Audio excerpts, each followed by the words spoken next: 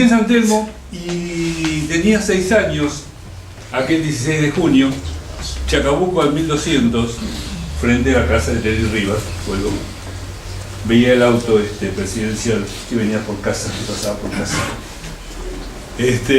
Y ese día... ¿Lo decís en serio lo del auto? Sí, totalmente. ¿El auto de quién es? El auto presidencial. Un Cadillac azul, nada más que eso. Nada más Venía a que eso. buscar a las chicas. El 16 de junio, edificio de planta baja y 2 pisos, todos los vecinos en la terraza, clase media porteña. Yo tenía 6 años. Lo que me acuerdo clarito es que había vecinos que decían: ese es el brigadier fulano, ese es el teniente primero fulano. Y sobre la plaza, no había tantos edificios altos como ahora, sobre la plaza yo veía los aviones que pasaban y confititos que caían, y se escuchaba el ruido. Y la gente de mi edificio parecía como que identificaba los aviones. Aviones que recuerdo que decían Cristo vence, pintaban sus alas, por si fuera poco. ¿Me permitís agregar algo? Sí. Yo estaba el día ese, tenía 16 años, y estaba trabajando en una fábrica en San Martín. Los trabajadores, era un taller chico, éramos 5, y escuchamos los aviones pasar por San Martín, y en la radio inmediatamente anunciaron que estaba pasando eso, y los compañeros pararon las máquinas, y yo, que era el menor, acompañé lo que estaba pasando y salimos del taller a la calle, y era una calle de San Martín de barrio.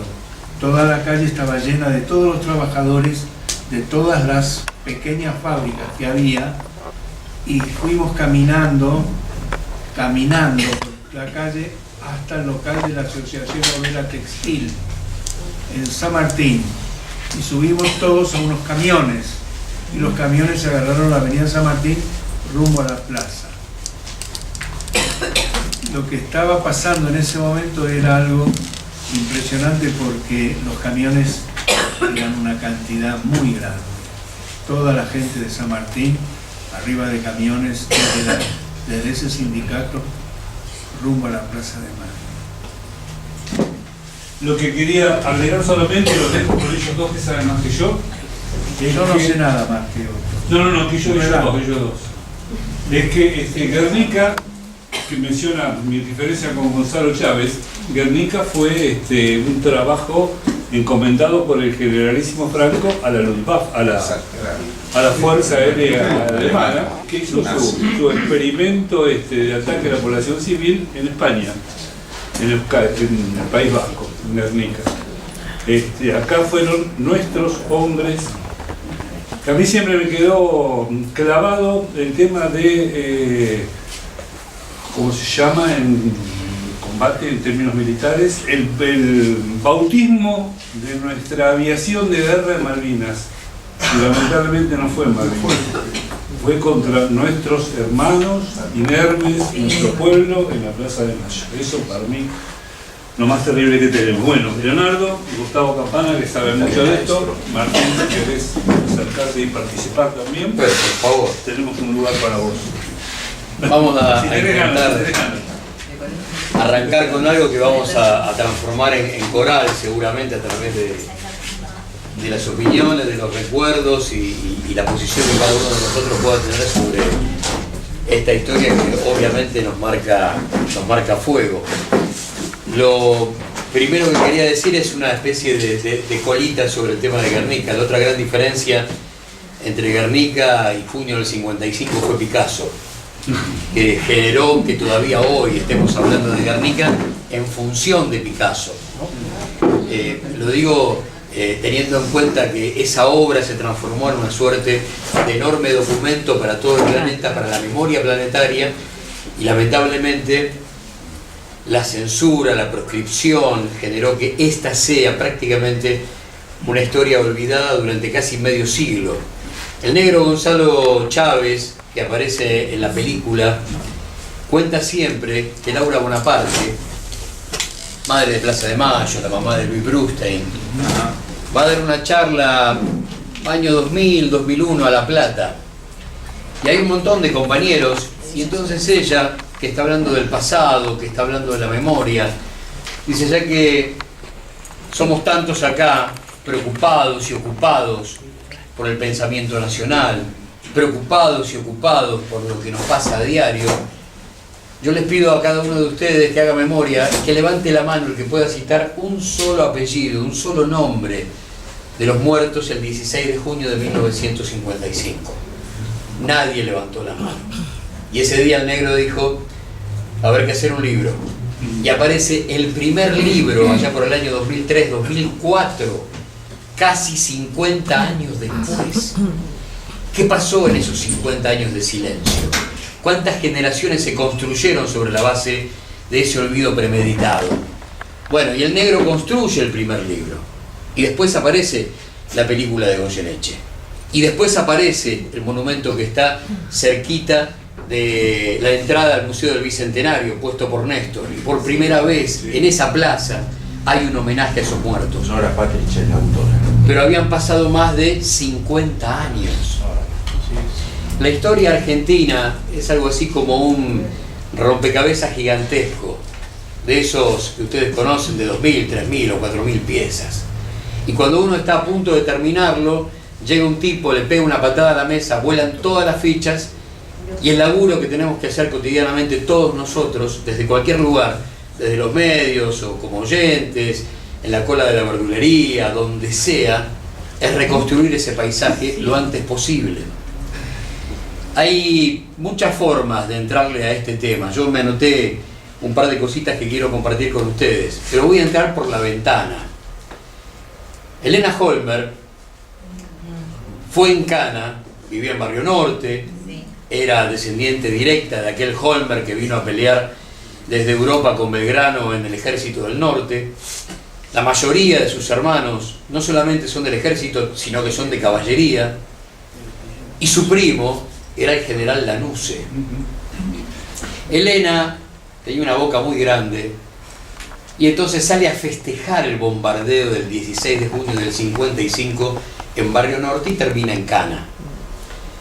La historia de Elena la lleva a ser una diplomática de carrera y a ser parte de la Embajada Argentina en París. Reporta, como gran parte de su historia, al ejército, por lo tanto reporta a Videla, pero el Ministerio de Relaciones Exteriores en la dictadura lo manejaba la Armada, lo manejaba Macera. Un chofer de la embajada le dice, mirá, yo escuché que Macera y Firmenich firmaron un pacto por $1 millón para que los montoneros no hagan quilombo durante el Mundial 78. Y entonces Elena, con la misma boca que salió a festejar el bombardeo de la plaza del 55, espera a Macera y a su esposa en un cóctel en París. Y cuando los tiene a tiro y ve que la mujer de Macera tiene un collar que vale mucha guita, le dice, uy señora, qué lindo collar. ¿Quién se lo compró? ¿Su esposo o Firmenich? Diciembre del 78, la trasladan a Buenos Aires, cae en la ESMA y después es parte de los vuelos de la muerte.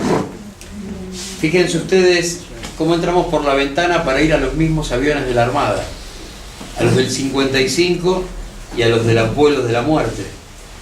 Y quizás, porque todavía no han encontrado justicia después de casi 40 años, los que ellos consideraron toda su vida sus enemigos, a través del impulso de Memoria, Verdad y Justicia y la megacausa ESMA, pueda encontrarse quiénes fueron los que mataron a Elena y su familia, los Holmer, puedan de alguna manera comenzar a armar otro tipo de duelo. Pero eso es la historia argentina. Una pequeña metáfora a través de una sola historia. Pero insisto, podemos citar cualquier cantidad de estos giros que parecen locos, totalmente, qué sé yo, complejos, y vamos a encontrar siempre alguna respuesta, no cabe de eso ninguna duda. La película pone patas para arriba al concepto de la historia mitrista, que está hecha por hombres de bronce y personajes providenciales. Cuando aparece el revisionismo histórico, que bien lo plantea Sacomano en algún momento, vamos a tener otro país seguramente cuando logremos escolarizar el revisionismo histórico. Lo que señala el revisionismo es que detrás de cada uno de esos actos hay pueblo. Entonces, así como Pablo Yonto, cuando tuvo que hacer el libro del juicio a las juntas, no lo hizo a través de los hombres que conformaban la Cámara Federal, sino que lo hizo a través de los testigos. Ahí aparecen los verdaderos héroes del juicio. 200 tipos que durante 1 año y medio declaran teniendo a 1,5 metros, 2 metros a sus verdugos. Esos son los tipos que construyen la verdad del juicio, el tesoro del juicio a las juntas. Y esto está armado sobre esa base, está armado sobre el sobreviviente, está armado sobre el familiar víctima, el familiar de la víctima, el familiar directo de la víctima. Hay un trabajo que se complementa perfectamente con este, que hizo el Archivo Nacional de la Memoria, allá por el año 2013, 2014, 2010, donde aparecen los sobrevivientes. Y a mí me quedaron 2 en la memoria, que son, sobre el final aparece la foto de esa mujer morocha que está mirando con un tapadito negro, está mirando que le falta una pierna. Entonces ella cuenta a cámara que está con ese tapado, que obviamente es lo mejor que tenía, porque estaba cruzando la plaza rumbo a una entrevista de trabajo, y el bombardeo le quita una pierna para siempre. Y un hombre que pierde un brazo en el bombardeo y que cuenta a cámara que durante toda su vida, a partir de ese momento, cuando él va a buscar trabajo, dice, cuando le preguntan, ¿qué le pasó? Un accidente con el tren. Porque decir que ese día de junio del 55 él estaba en la plaza, lo condenaba directamente a perder esa posibilidad laboral. Entonces uno empieza a observar que hay marcas que son terribles, son esos 50 años de silencio de una historia que quedó absolutamente perdida en el tiempo. Solemos decir en cada charla que si hay una especie de revolución interior en cada uno, esa revolución arranca por el conocimiento de la verdad. Cuando uno se topa con la verdad, a partir de ahí todo cambia. Hay un fusilado que vive, para Rodolfo Walsh. Y de ahí en adelante dejar de ser para siempre un escritor de novelas policiales y un jugador de ajedrez. Y volcar su vida a armar libros que son hoy los pilares de la literatura periodística en la Argentina y en el resto del mundo. La Villa para Mujica, Los 2 viajes para el Che, es la verdad. Cuando uno enfrenta estas imágenes, enfrenta la verdad. Esa verdad que Fabio, en Sinfonía, dice, las bombas cayeron sobre la ingenuidad del pueblo bueno. De esa manera, con esa construcción bien de Fabio, las bombas cayeron sobre la ingenuidad del pueblo bueno, que por supuesto desarmado, miraba hacia arriba esperando que tiren flores esos aviones, porque se entendía que ese día iba a haber un acto y entonces una suerte de reivindicación, una suerte de pacificación entre las Fuerzas Armadas y el mundo político después de lo que había sucedido en Corpus Christi. Era parte de lo que se decía ese día, por eso hay algunas imágenes que encuentran a la gente mirando hacia arriba, pero no con un tono preocupante. Por supuesto, después de la primera bomba, absolutamente todo cambia. Aparecieron, y lo señalaba él sobre la parte de ese libro que ya uno ya quisiera tener en sus manos. Ay, yo también. Bien.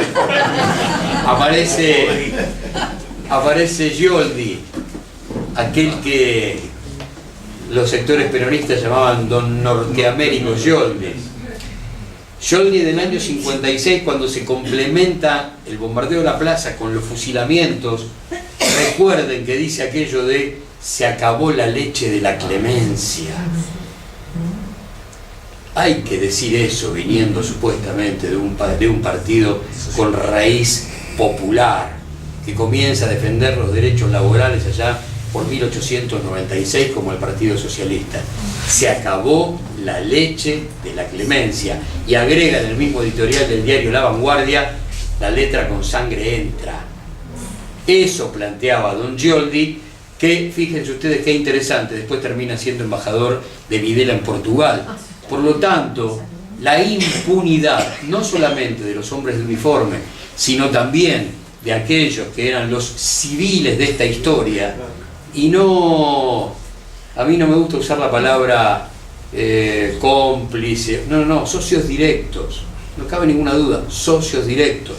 Cuenta Chávez en su libro que el plan se completaba de la siguiente manera: alrededor de la plaza los comandos civiles eran aproximadamente 300 o 400 y que tenían que ser los encargados de tomar ellos la casa de gobierno cuando, se suponía, terminaba con final feliz el bombardeo a la Rosada. Amadeo.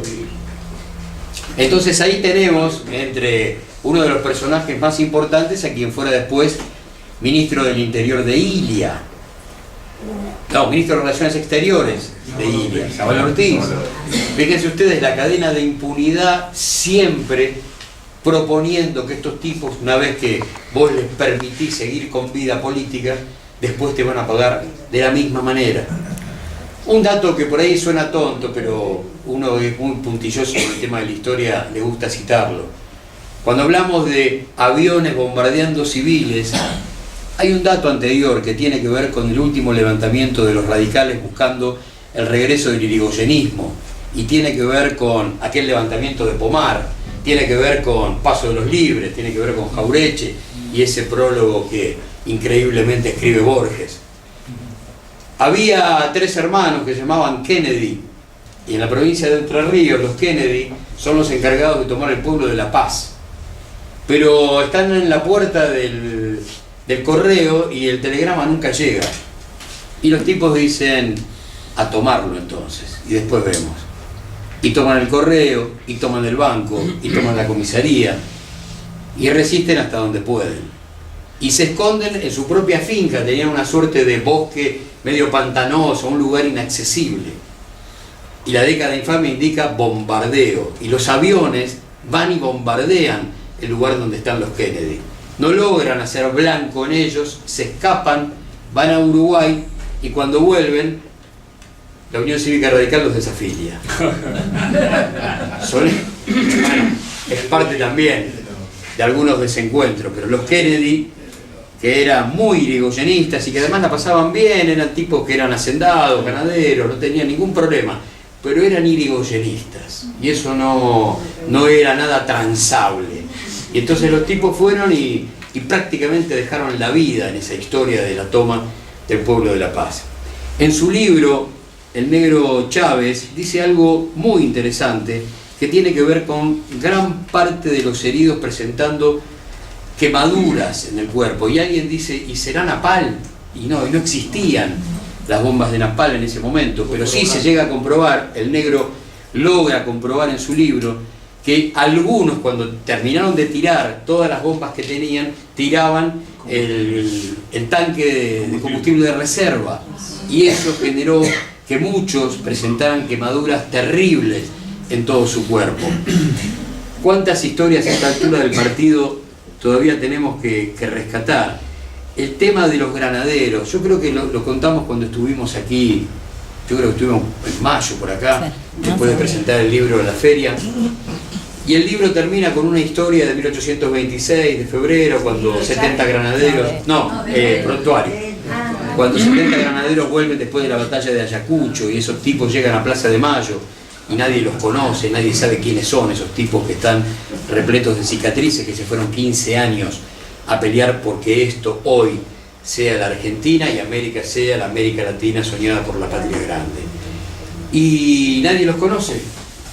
Gobierna Rivadavia, por lo tanto el neoliberalismo ya andaba por acá, la economía de mercado reinaba y la deuda externa era flamante a través del empréstito de la Baring. Nadie sabe qué es ese uniforme, el uniforme más representativo de patria, independencia y soberanía. Venían de ganar después de 15 años, de dejar su familia, sus bienes, sus amigos, su tierra, su identidad, volvían, y 7 de los 70 habían comenzado en San Lorenzo. Entonces Rivadavia, pillo, muy pillo, ¿qué hace? Lo jubila. Pero no contento con esto, para que los tipos no anden sembrando mística en ese regimiento, en los cuarteles de retiro que todavía existían, ¿qué hace? Reduce el regimiento, ese que era el de mayor símbolo de soberanía, patria e independencia, en guardia presidencial. Y la historia marca que ese día después de tantos y tantos golpes de Estado a lo largo del siglo XX, fue el único día en que los granaderos rodearon al presidente de la nación y estuvieron a la expectativa de ver qué había que hacer. Y uno no recuerda en ninguno de los golpes de Estado de la República Argentina que los tipos hayan dejado su vida porque la Constitución quede de pie. Hay otro dato que es fundamental. Todo golpe de Estado en la República Argentina, salvo el del 43, que tiene que ver con la recuperación del voto, con el fin de la década infame, es para cambiar la matriz económica. Todo golpe en la República Argentina tiene que ver con la distribución de la riqueza. No cabe de esto ya ninguna duda. Y este fundamentalmente es el huevo de la serpiente, porque 2 años después, y después del golpe dentro del golpe, después de cómo Aramburu termina con Lonardi, porque había grandes diferencias entre los sectores que generalmente la historia divide, como los liberales, que representaba Aramburu, y los sectores cristianos o católicos, que decían, mirá, no estamos de acuerdo con muchas cosas del personalismo y de las cosas particulares de Perón, pero sí con el peronismo. Entonces esas leyes laborales no van para atrás. Y es la discusión que supuestamente tiene con Menéndez en 1951, cuando intenta que Lonardi se aparte de ese intento de golpe de Estado del 51. Queda muy bien retratado en la película Eva Perón de Sanso, con el texto de Feynman, ¿no? Que se encuentran los dos un día de lluvia y entonces discuten sobre qué hacer, y él le dice, no, discúlpeme, las leyes laborales no se tocan. Y cuando se va, Menéndez dice, peronista de mierda, y ahí termina la escena.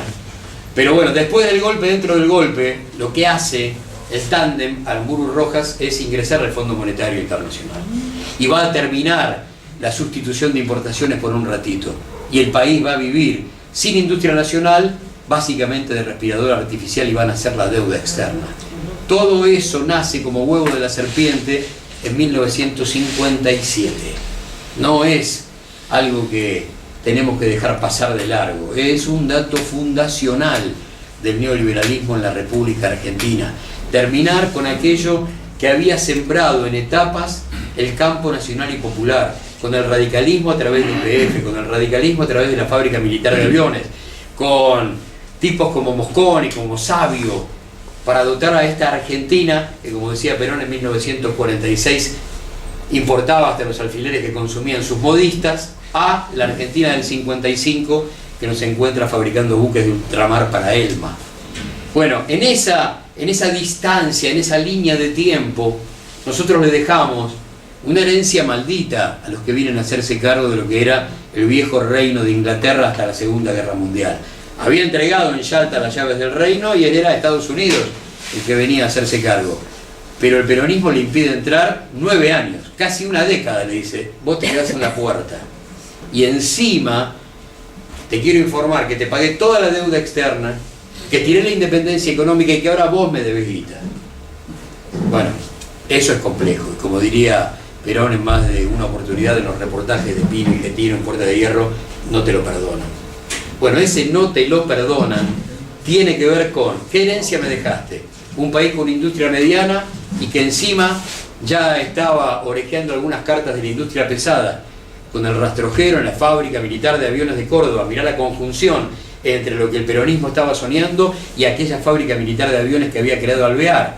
Ahí está el campo nacional y popular dejándose, aún sin saberlo, sus propias herencias, pero la buena, la que tiene que ver con nosotros, con nuestro desarrollo, con nuestra industria. Y ya estábamos haciendo tractores, ya estábamos haciendo motos, seguíamos haciendo aviones, ya estábamos haciendo autos de calle y se seguía haciendo el rastrojero como utilitario de carga. Y hacíamos buques de ultramar. Bueno, ¿qué me dejaste? Un país con sueños de ser un país industrial. Me dejaste además un movimiento obrero industrial, sindicalizado, politizado. Me dejaste un gran problema después de 9 años. Un gran problema. Un país distinto con relación a toda América Latina, ni mejor ni peor, pero muy distinto en función de que acá no pudieron entrar durante 9 años. Por lo tanto, a mí siempre me sonó que la crueldad de algunos golpes de Estado son directamente proporcionales a los aciertos del campo nacional y popular. El bombardeo es directamente proporcional a lo que se había logrado en ese momento. 30.000 desaparecidos es directamente proporcional a lo que se había logrado en ese momento, que era una concepción de un obrero que le había dicho al neoliberalismo cuando fue el Rodrigazo: hasta acá llegaste. Y terminaron con Rodrigo, y terminaron con López Rega, y de ahí en adelante una discusión mano a mano con las comisiones obreras que van a ser parte de la cacería humana, de lo peor de la cacería humana a partir del 24 de marzo de 1976. Siempre lo citamos el caso del Tano Mastinú, de Astilleros Astarza. El Tano lo fueron a buscar la mañana del 24 de marzo del 76 y hacía 2 meses que no laburaba en el astillero. ¿Cuánto antes se hicieron las listas? ¿Quién tiró los nombres de los tipos que había que llevarse? Isauro Arancibia, 100 balazos en el cuerpo, el mismo 24 de marzo de 1976, en la sede del gremio de los docentes en Tucumán, y encima le afanan los zapatos. Esa es otra historia también muy linda. Los docentes de CETERA suelen decir que caminan con los zapatos de Isauro, porque Isauro Arancibia le habían regalado los alumnos zapatos nuevos porque los tenía todos rotos y todos gastados, muy poquitito antes del golpe. No solo le metieron 100 balazos, sino que encima le afanaron los zapatos nuevos. Entonces los docentes de CETERA suelen decir que caminan con los zapatos de Isauro. Bueno, ni hablar de lo que ustedes ya saben, los 14 de Mercedes-Benz, la tortura en el pincho de Ford, en la planta de Pacheco, los 24 compañeros de Tensa, los 40 compañeros de la noche del apagón en Ledesma, etcétera, etcétera, etcétera. Es una cacería humana que tiene que ver con comisiones de base, porque son los que se van a oponer al hecho de un neoliberalismo que les va a decir a millones de seres humanos: señores, a casa, porque cerró la fábrica, y de acá en adelante a vivir del importado, de la apertura indiscriminada de importaciones. Por eso, cuando él recordaba en la apertura que los golpes de Estado, sobre todo desde el 24 de marzo del 76, son la cabecera de playa para que desembarque el neoliberalismo, siempre hay que recordar que el neoliberalismo llega a América Latina el 11 de septiembre del 73, con el golpe que termina con la vida y el gobierno de Salvador Allende. Y Milton Friedman baja desde la Universidad de Chicago porque entiende que están dadas las condiciones. Hay control social, hay represión, terrorismo de Estado, no hay derechos constitucionales, no hay derechos laborales. Ahora puedo contar cómo es mi teoría. Ahora puedo mandar a casa a millones de chilenos porque se cerró la fábrica para siempre y apareció el neoliberalismo. La necesidad del efecto dominó de las dictaduras es la necesidad que tiene el neoliberalismo de control social para poder por primera vez desembarcar. Después ya sabemos que en los 90, después de una década terrible, en los 80, condicionada por deuda externa, donde se desvalorizó el accionar político del campo nacional y popular, en la mayoría de los países los muchachos van a llegar a la panza de un caballo de Troya. Ese caballo de Troya va a ser comandado por gobiernos supuestamente populares y se van a hacer cargo de la economía otra vez para, con el mismo manual de estilo, volver a romper el aparato productivo por segunda vez.